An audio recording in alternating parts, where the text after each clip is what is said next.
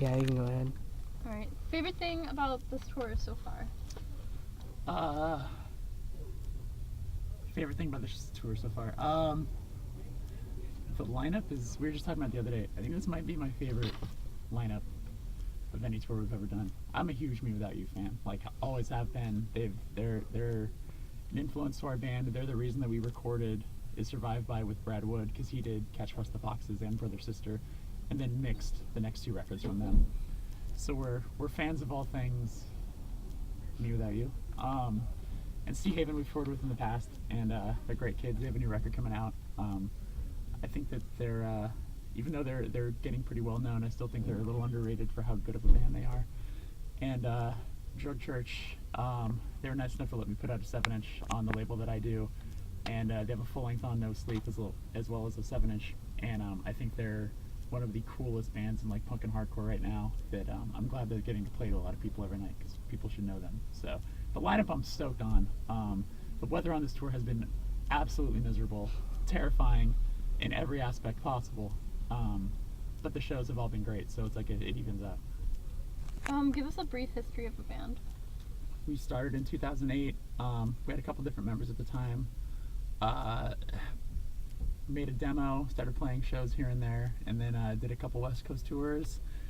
Got our first real shot Thursday. Took us out on a tour where we got to be a first of 4, and yeah, just from there, just ended up putting out a full length on 6131 Records, and then got signed to Death Wish and put out 2 records with them, and just haven't stopped touring. That's about it. What is your opinion on Warped Tour? I've stated my opinion pretty harshly on that one. I don't think I really need to revisit that one. Okay. Best record of 2013? Ooh. I think my favorite, The National, Trouble Will Find Me. Yeah. What is the ultimate direction for your band? The ultimate direction? When we started till now, it's the same thing, which is tour as much as possible and put out as many things as possible on vinyl. Like, vinyl and touring is the only things we've ever cared about. It's the only 2 things we still care about. I mean, granted, yes, we have personal politics that we believe in, but what drives us is just playing shows and making music. That's How it. many tours would you guess that you've been on? Oh, geez. A lot.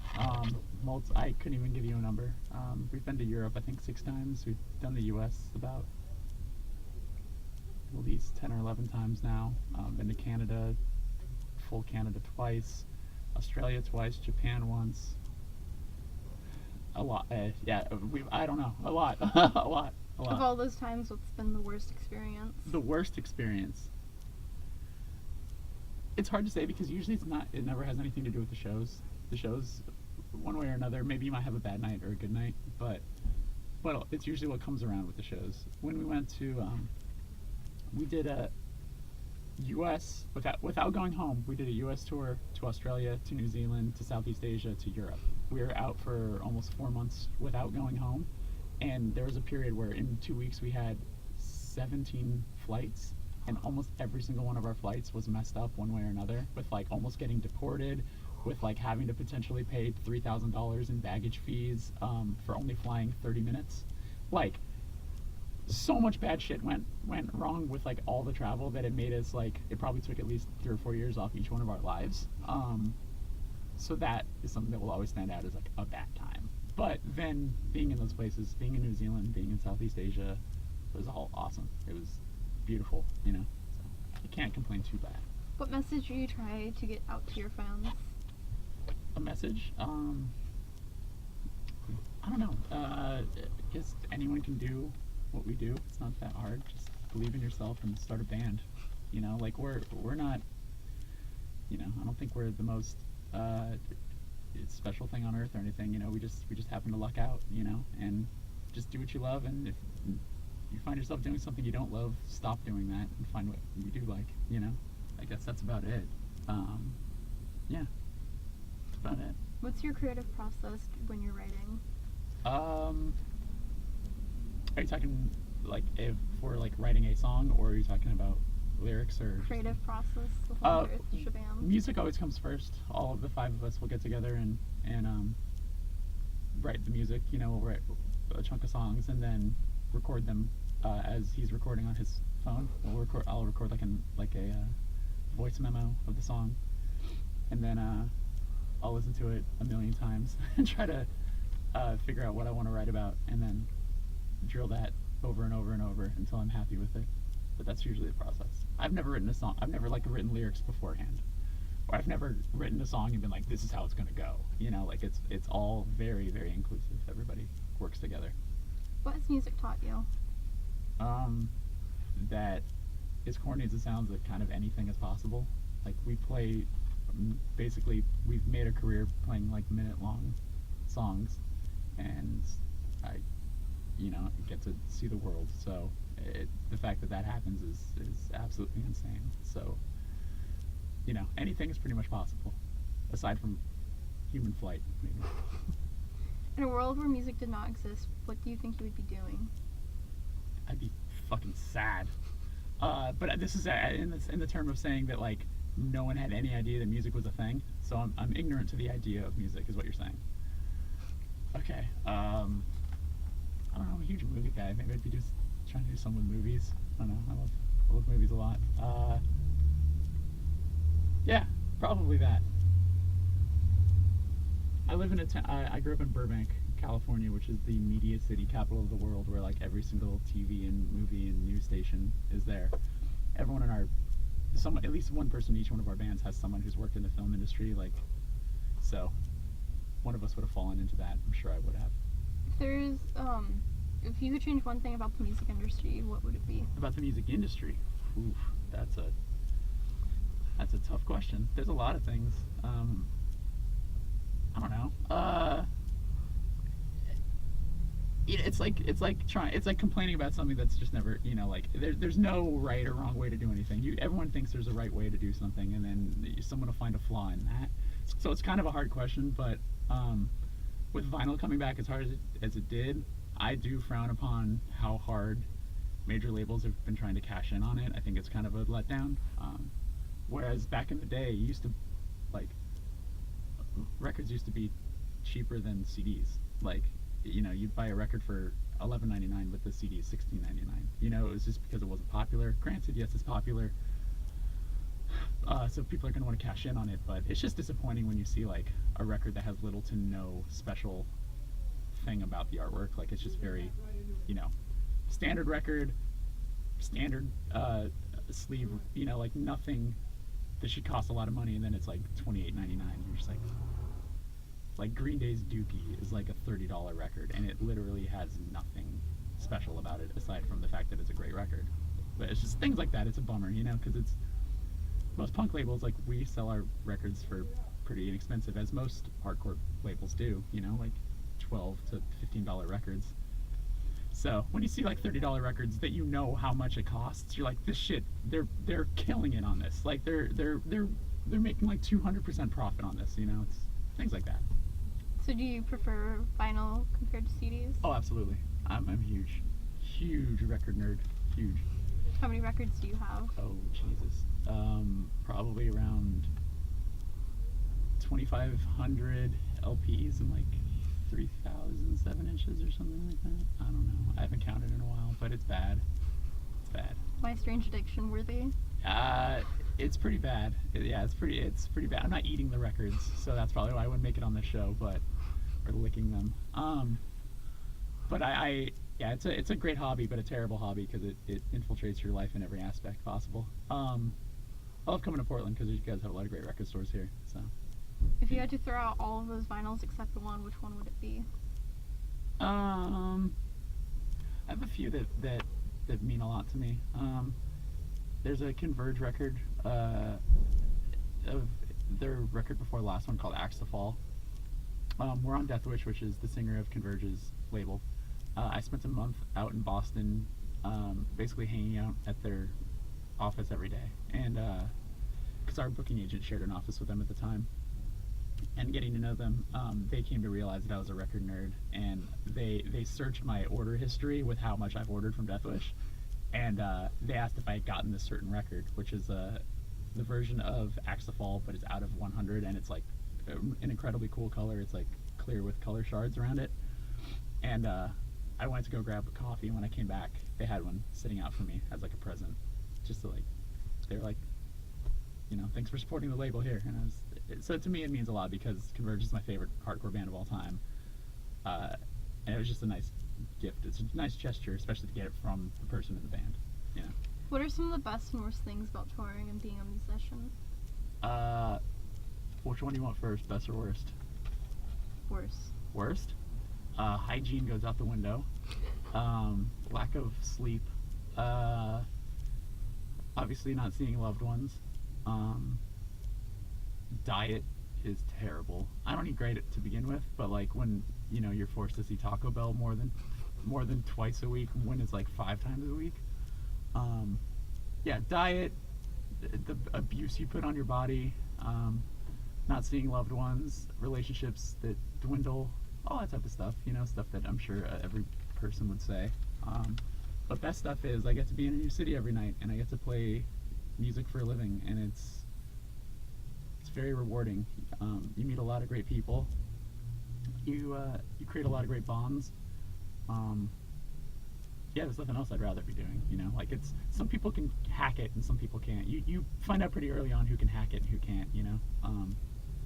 But we're all, you don't know any better. All of us, we love it. We live for it. It's what we enjoy doing. But yeah. What have been some of your favorite tours? Well, this one's definitely up there, but it's only just begun. We did a tour a couple years ago with Circus Survive and Balance and Composure and Oh Brother, and that was a very fun tour. Everybody got along so well. It was just like a huge family every single day. That one was great. We just did a tour in Europe with Self Defense Family, which is Patrick from Drug Church's other band. So it was us, Self Defense, and Dad Punchers, which is Elliot from Touche's other band. That was great. Touring with Envy, and it was like Touche, Envy, and Trash Talk for half of it, Law Dispute for the other half of it, and this band called And So I Watch You From Afar. That was quite a few years ago, but it was awesome. That was actually the last time we played this venue one other time, and that was with Envy and Law Dispute back in 2011, I think 2011, maybe 2010. But I think those are probably my favorites. What is one thing from home you cannot leave without on tour? That I can't leave without? Mm-hmm. Cell phone. Does that count? Sure, why not? Yeah, cell phone. That's pretty important. Pretty important. What are some crazy memories on tour? Some crazy stuff that just You wouldn't believe that happened. Getting to play Reading and Leeds Festival in the UK. I mean, I grew up. Nirvana's been one of my favorite bands, if not my favorite band, since I was 9 years old, and owning a Nirvana Live at Reading record and then getting to play Reading Festival was beyond words. And getting to tour Japan, both those. Where do you see yourself in the band in 5 years? Couldn't tell you. I don't know. Maybe we'll be together. Maybe we won't. We'll see. No idea. If you were just to describe yourself in a simple word choice, what would it be? To describe myself?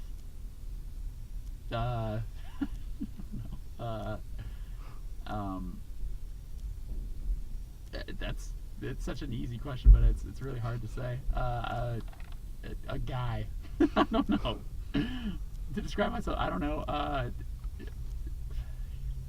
Friendly, I guess. I don't know. Shit, you tell me. Which song has the most meaning to you and why? That's hard. It depends. There's songs that still mean a whole lot to me, and there's songs that not as much anymore because maybe I've gotten over them or gotten over what I was going through at the time. Whatever. It's the obvious thing would be to say a song off the new record because that seems the most relevant because it's stuff that's pretty relevant in my life. But just as a favorite song, Gravity Metaphorically, which is on the split with Candles Become the Teeth. That's one of my favorite songs we've ever written. We're actually not playing it on this tour because we're playing a lot of songs and it's a long one.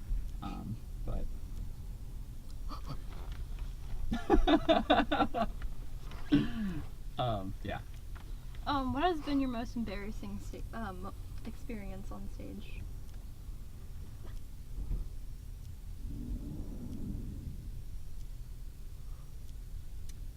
we weren't playing, but we tried to prank Converge in Los Angeles, and we just came out in our underwear to like do something stupid, and they completely disregarded being in a band at that moment. They didn't care how the song went. They just did their best to tear all of our underwear off, like in front of the whole audience, and they successfully got Clayton.